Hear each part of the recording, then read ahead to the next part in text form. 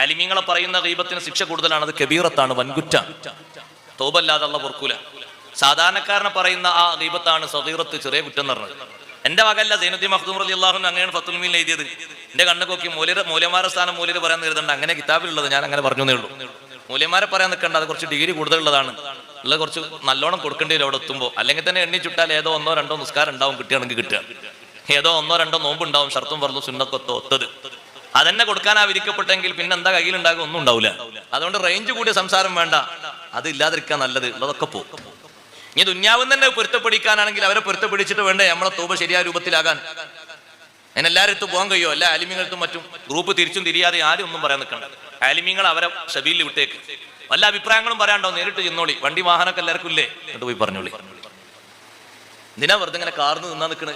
ആരെയും പറയണ്ട, ഒരു തങ്ങളെയും പറയണ്ട, രാഷ്ട്രീയത്തിന്റെ പേരിലും പറയണ്ട, അല്ലാതെയും പറയണ്ട. അങ്ങനെയാണ് ഇസ്ലാമിന്റെ നയം.